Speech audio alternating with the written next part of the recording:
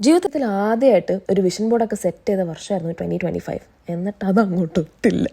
Unrealistic goals അല്ലെങ്കിൽ മടി അങ്ങനെ ഒന്നുമല്ല. ഇത്രയും കാലം തോന്നിയ പോലെ ജീവിച്ചിട്ട് പെട്ടെന്ന് അങ്ങോട്ട് കയറി നന്നാവാൻ നോക്കിയതാണ് കേസ്. ചീറ്റിപ്പോയി. ആദ്യമൊക്കെ കട്ട മോട്ടിവേഷൻ ആയിരുന്നു. പിന്നീട് അങ്ങോട്ട് ഗിൽറ്റ് ട്രിപ്പും ഫ്രസ്ട്രേഷനും അവസാനം ബേൺ ഔട്ടായി എനിക്കെന്തോ പ്രശ്നമുണ്ടെന്ന് മനസ്സിലാക്കി തെറാപ്പി വരെ എനിക്ക് എടുക്കേണ്ടി വന്നു.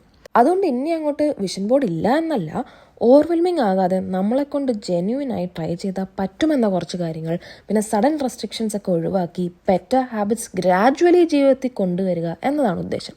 പിന്നെ ഉടൻ റിസൾട്ട് കിട്ടുമെന്ന പ്രതീക്ഷ അതും മനസ്സിൽ നിന്നും കളയണം. ധോണി പറയും പോലെ ട്രസ്റ്റ് ദ പ്രോസസ്. അതാണ് ശരിക്കും ട്രസ്റ്റ് ചെയ്യേണ്ടത് ഞാൻ.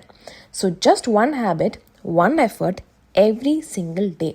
എന്നിട്ട് നോക്കാം നമുക്ക് ഈ വിഷൻ ബോർഡ് വർക്ക് ആകുമോ ഇല്ലേന്ന്. അപ്പോൾ ശരി, നാളെ കാണാം. ടാറ്റ, ബൈ.